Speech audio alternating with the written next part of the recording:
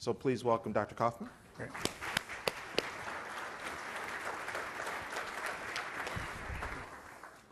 Good morning, everyone. In contrast to Dr. Cole, I never make errors during my presentation, and I'm just thrilled to be here in the Buckeye State. All right, I'm going to talk about managing myeloma and the initial treatment. That was absolutely a fantastic Myeloma 101 presentation, and I'm going to ask Dr. Cole for a copy of his slides so I can do that. And it's just a really good stage to setting the stage of what myeloma is. And the next question is, we always have the question, we know we've been diagnosed with myeloma, then what happens from there? And we base these decisions on these two factors. Obviously, we have all the information about the myeloma, and then we have to know about the individual patient. Age and general health, other comorbidities, what symptom burden there is. In myeloma, in general, there are two types of patients who are newly diagnosed. And this is a very broad generality. One is somebody who's has relatively few symptoms. It's very clear that the myeloma is active and needs treatment, but the person feels well and says, I don't know what's going on. I feel fine, but it's clear there's holes in the bone, or there's anemia, or there's kidney dysfunction, but you feel fine. And so in those situations, our treatment isn't going to make that patient, that newly diagnosed patient, feel better. Our goals of treatment are our long-term goals, which is controlling the disease and living a long time and living well.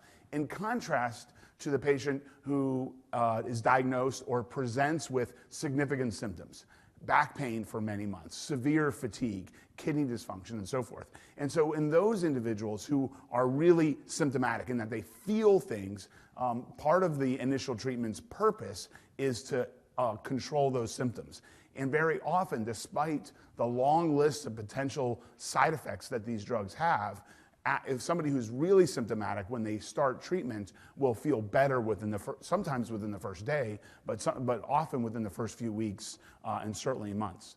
And then the other thing is, so we look at the more objective features, and then we really want to know about what are your biases, your feelings about what was about to happen. Some patients, and this much more happens later on in therapy, but in terms of what do I want? Will I accept more side effects for a slightly higher chance of the treatment working? Do I want to come to the infusion center so I know that I'm getting the therapy that I need? Or do I want to stay away from as much as possible and do all oral treatments? These types of things need to be discussed, and they're discussed as part of that initial discussion. And so what are our initial goals? I mentioned the first goal, which is the symptom relief. Those people who've been suffering from pain for months, when they're first treated and diagnosed, can often have very rapid reversal of pain. But the other long-term goal, when we think about what's our goal of any initial therapy, we're trying to get rid of the greatest number of the myeloma cells in the bone marrow, and that translate into a remission, which is no more plasma cells in the bone marrow that we can detect, no more abnormal protein, and so that's trying to identify that as our initial goal. We want to have things happen quickly, and we want to have very deep responses. Again, I already mentioned improving performance status for those individuals who are sick when they're diagnosed. And we also want to do all of this while minimizing side effects as much as possible. Whenever I'm discussing therapy with a patient, their therapy is effective when it works, that is, it drives the myeloma protein down, the plasma cells go away, and it's tolerable. If a drug is effective but not tolerated, but the patient doesn't tolerate it, that's not what I consider an effective therapy. So it's very important that our therapies minimize side effects. And then ultimately, we believe that if we can drive the myeloma to the lowest level possible, that will keep the myeloma quiet for as long as possible and improve what we call progression-free survival, living without the myeloma getting worse. But ultimately, what's important is living a long time. And at the same time, again, we need both of these things. It's both living a long time and living a long time with as much as possible your normal life, preserving function, getting back to your normal activities, whether it's work or family, whatever you'd like to do, and preserving quality of life. There, as already mentioned, there's an entity that under the microscope and in looking at the blood work clearly looks like myeloma, but for reasons that we're still trying to understand, the myeloma is not causing any symptoms in the body at all. And that's the entity that we call smoldering myeloma. And the current standard of care in smoldering myeloma is observation, which is keeping a close eye on you and making sure that the myeloma is not getting worse. And the question always comes, I don't understand. If it's known that I have cancer, why aren't we treating this? And the answer is twofold. One, some people with smoldering myeloma will never progress to symptomatic myeloma, and they'll live the rest of their lives and never be bothered by myeloma, except having to have it checked every 3 months or so. And then the other thing is that because we don't have perfect ways to identify those individuals, we don't want to overtreat those individuals. But the other thing is that our therapies, as everybody knows, are not easy to take. And so in contrast to treating other cancers in asymptomatic phases, which is like, for example, finding breast cancer by screening or prostate cancer by screening, those therapies are completed in a fixed period of time and then without the expectation that those cancers would ever come back. In contrast, when we start treating myeloma, you'll see our treatments are for a prolonged period of time. And so it is currently the standard of care for those two reasons for us to keep an eye on patients with smoldering myeloma, a careful eye that is, and not treat. Having said that, there are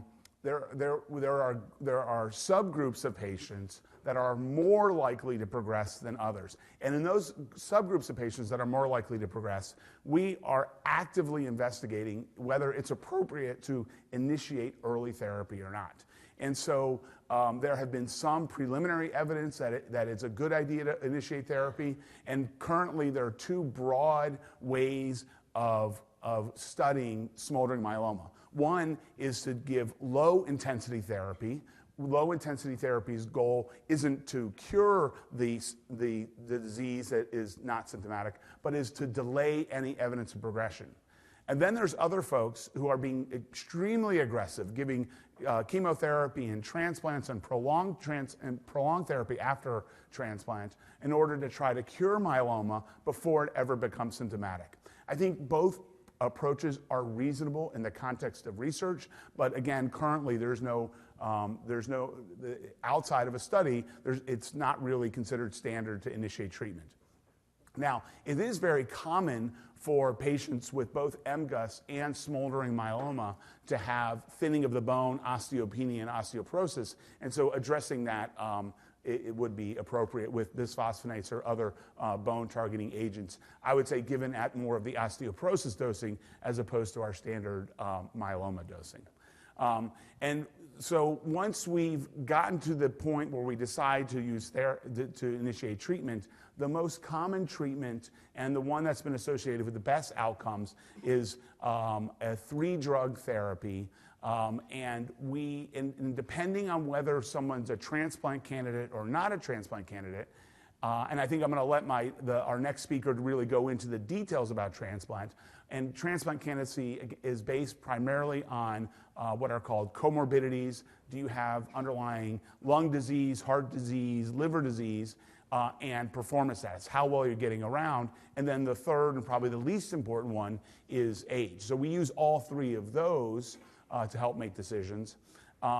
And the goal of initial therapy is to drive the myeloma to the lowest level. Again, aim for that deepest response. And again, for those where it's appropriate, we should strongly consider transplant. And again, I'll leave that to our next speaker about the details about transplant.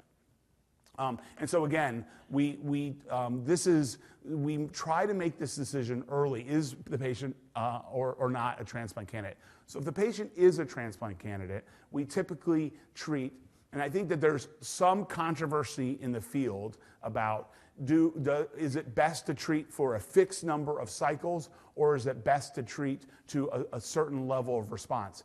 There's not a right or wrong answer with that approach. My usual approach is to treat for a fixed number of cycles, 3 to 4 cycles of therapy. Our modern induction therapies are associated with 90+% chance of working. That is, 9 out of 10 patients get benefit from these initial therapies.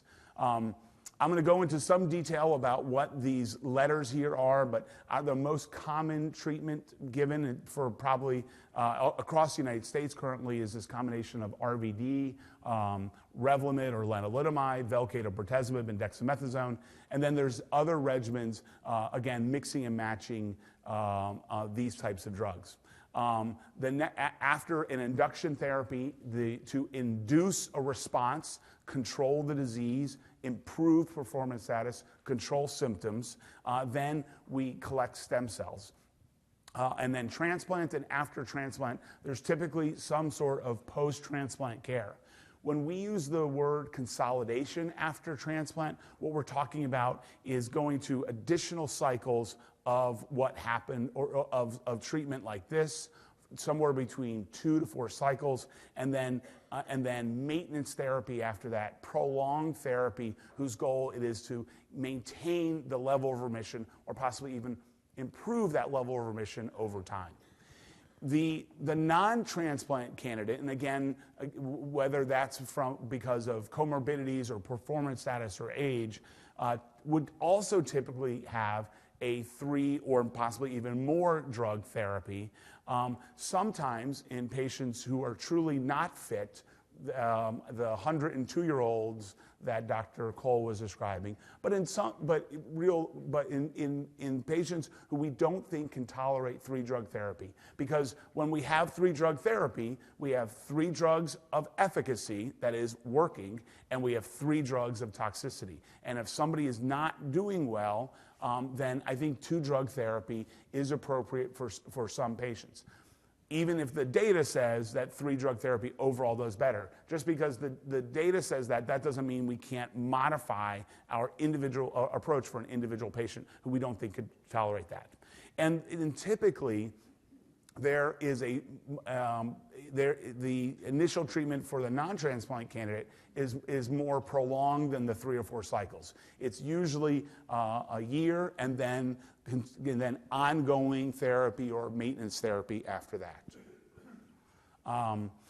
And again, so look, this is looking at the same general approach: induction therapy, some sort of consolidation therapy. Again, the transplant candidates, that consolidation therapy is transplant, and then a post-therapy. And you see these are guidelines or recommendations from the NCCN. The NCCN is a group of cancer centers that have gotten together to say what is the best treatment approach for patients with every cancer, and in this case, this is their recommendations for myeloma. And the NCCN always says the best option is a clinical trial. That's always the first option. If that's available to you, I'd strongly encourage you. The clinical trials are done for you as the individual patient, and then there's also the wider benefit that the entire myeloma community gains from participation in clinical trials. And then the NCCN lists a whole series of options that are possible for treatment. And then there's a whole series of options for treatment that are available if the myeloma comes back after these initial therapies. What is your job? One is when having this discussion, newly diagnosed, understand what the standard of care is. And again, in the transplant candidate, it's that induction therapy, middle therapy, which is transplant or consolidation, and then maintenance therapy. And the non-transplant candidates, it's a prolonged induction therapy, and then a maintenance or ongoing therapy. And then you need to know what to expect from therapy. The conversation of what are the most common side effects? What are the rare but important side effects? Will I be able to continue work? Will I be able to continue to travel? Will I be able to drive and so forth? These are all the things that you want to know when you're initiating therapy.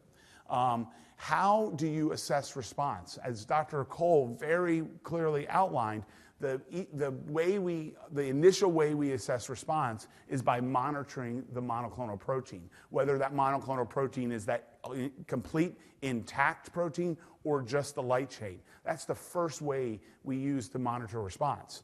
And we have, you'll go to your appointment, and the doctor will look at the blood work that you had done 30 minutes ago, and they'll say, "Oh, I can see things are already better."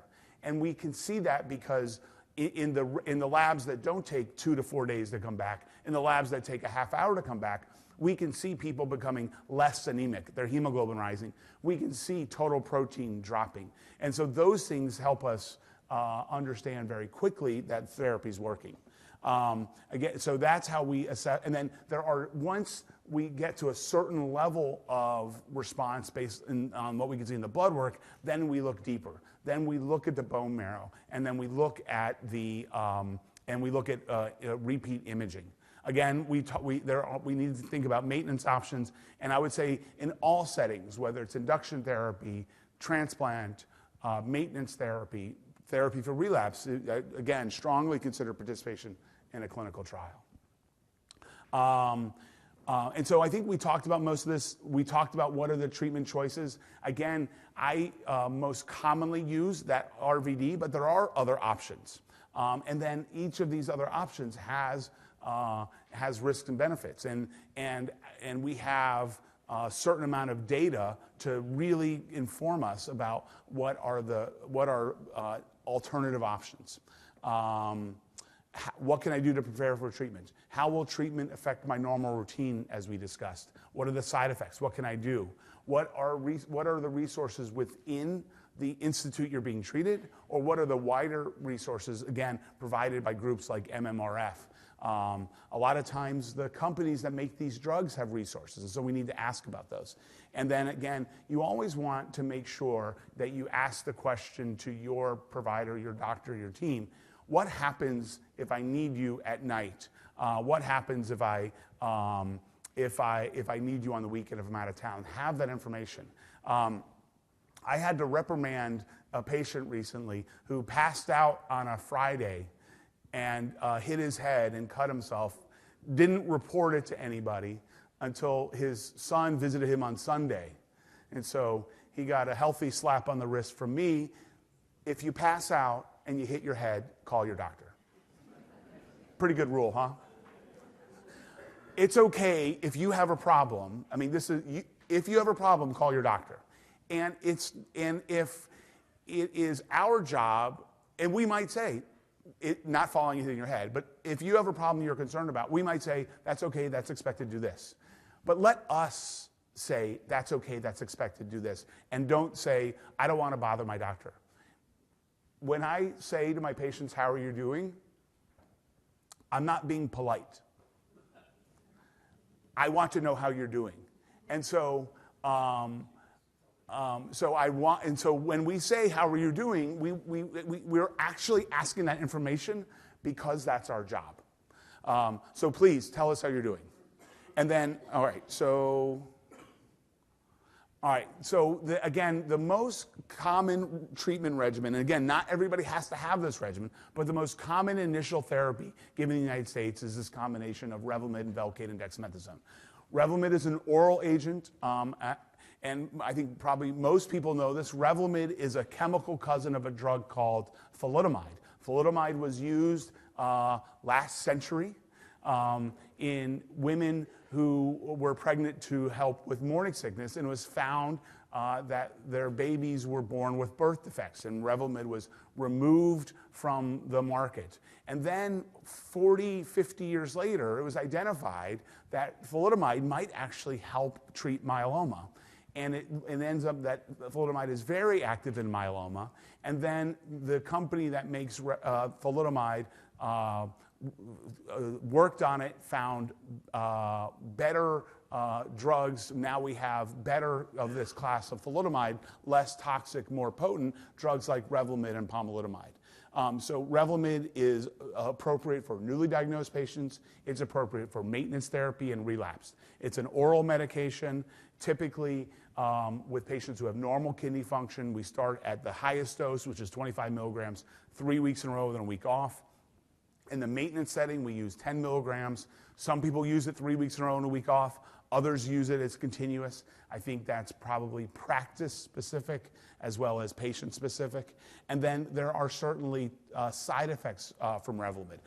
Very important, Revlimid, like thalidomide, can cause birth defects, so it's very important that you go through and make sure that nobody who can become pregnant, or make sure there's a very careful plan for not getting pregnant for anybody who takes this drug. There is a potential for blood clots. More commonly, and so the big worrisome things about Revlimid are blood clots and potential serious rash. Fatigue, cramping, diarrhea. It's very important. The diarrhea associated with Revlimid, especially in the maintenance setting, happens because it alters our ability to absorb our bile salts. And so treatment is not, the diarrhea from Revlimid in the maintenance setting is not things like Imodium and Lomotil. It's old lipid-lowering agents that are called bile acid sequestrants. So it's very important, if you have chronic diarrhea from Revlimid, there are very simple medications to help with that, and it's not things like Imodium or Lomotil. And if you need more information about it, any of us would be happy to talk about that. So that's something very easy to handle. And then the other thing that's important about Revlimid that we learned after transplant, despite the fact that it really helps with outcomes, there's a small but real increase in other cancers. We know after transplant, there's a chance of other cancers developing, and Revlimid increases that somewhat. So it's very important to look out for that, or to be conscientious of that. Again, while there's some controversy in the field, certainly with newly diagnosed patients, when you start Revlimid in a newly diagnosed setting, you must be on some sort of anticoagulation. And we look at the risk factors for any individual. And if somebody has low or standard risk, we can just use aspirin. If somebody has a higher risk, we need to use things like low molecular weight heparin or Coumadin or some of the new oral anticoagulants. The other major drug that we've used in the past decade for upfront therapy is Velcade. Velcade is appropriate for both newly diagnosed patients and relapsed patients. We use it also sometimes in the maintenance setting. It was originally studied as an intravenous drug, and then it was developed as an under-the-skin drug, or what we call subcutaneous. When you take Velcade, or take any drug in that category, Ninlaro or Kyprolis, it's important to help prevent shingles, and you need to take some antiviral medication like acyclovir or valcyclovir. This question comes up: what about the new inactivated shingles vaccine? I would say you should get it. We don't know enough about myeloma patients' response to the antibody to stop acyclovir. That's just at least my approach, but it's very important to remember prevention of shingles, because after shingles, somebody could get something called post-herpetic neuralgia, very painful rash, and we don't want that. But speaking of pain, sometimes Velcade causes neuropathy, and sometimes that neuropathy is painful. And so it's very important. Again, this gets back to talking to your doctor. If you're on Velcade and you start to feel numbness and tingling in your hands and feet, if you start to feel a little funniness in your calf, that you can't quite explain. If you go to bed at night and you can't have the sheets touch your shins because you're in such pain, let the doctor know. There are things that we can do. We can modify the doses. We can hold doses of Velcade. We can modify the doses. We can switch drugs. And there are medications that are potentially helpful for management of neuropathy. We talked about these. This is in your handout. There will be a test on this, how to measure response. But this is what we think about when we measure response. And this is sort of this is the worksheet, but this is ultimately what we're trying to get to. Lower and lower numbers of plasma cells. In general, the lower numbers of plasma cells there are, the longer the individual patient will stay in remission. That's in general. Having said that, I have countless patients who do not go into complete remission, whose myeloma stays quiet for a long time. So getting a complete remission in general is associated with longer outcomes, but any individual patient, that may or may not be true. So it's important to remember that if you have a residual small paraprotein, that doesn't mean that you're not going to do well. That means as a population of that, so we're looking at population. But in general, our goal is to drive these numbers to very low levels so that can be associated with prolonged response. And then we talked, and then maintenance is the maintenance therapy. Again, after the initial induction therapy, whether it's transplant-based or non-transplant-based, the goal is to continue on therapy to make sure the myeloma doesn't come back. My approach with the maintenance therapy is you went through 3 months to get diagnosed, 3 to 9 months of intensive therapy where all we've done is thought about myeloma all day. By the time we get to maintenance therapy and myeloma should go back to the background of your life, and you should be able to take maintenance therapy and it not cause so many side effects that you think about it every day. And so if we're doing maintenance therapy and it's making you miserable, we really have to question the role of that maintenance therapy. So Revlimid is one of the maintenance therapies. Velcade is a maintenance therapy. Maintenance therapy is not ideal if you have to come to clinic 2 to 3 times a month. And then the newer oral proteasome inhibitor, which is Ninlaro, is also potentially an effective maintenance therapy, currently ongoing studies. And then one very new data that's come out is one of the new therapies, Darzalex, which is an antibody that specifically targets myeloma to both kill the myeloma cells directly as well as to coordinate the immune system to help kill the myeloma cell, was recently approved for newly diagnosed patients who are not transplant candidates. And so this looks very exciting. There are multiple studies out there.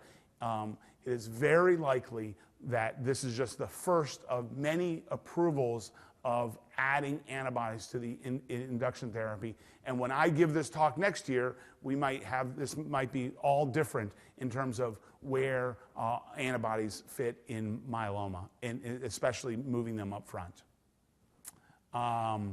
Again, we talked about trials for smoldering, newly diagnosed patients, maintenance therapy, things that you should consider, what treatment options are available, what lab tests do we need to follow, is there a clinical trial, do you have a protocol where you bank my marrow or send my myeloma cells so that can be studied in further detail. And so I think we've gone over everything: smoldering myeloma, monitoring carefully, clinical trials for a subset, symptomatic myeloma, transplant versus non-transplant, getting into remission, and then maintaining that remission. At all times, making sure we think about the other side of the coin, which is the quality of the life and living a long time and living well. And with that, I'd like to thank everybody for their attention, and I'd be happy to answer any questions, so thank you.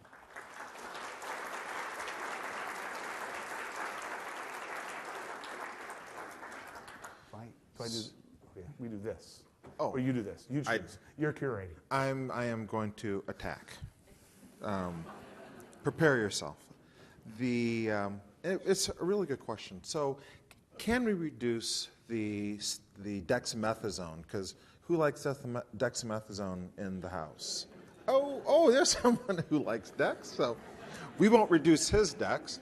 Can we reduce dexamethasone No. as patients get treated through their disease?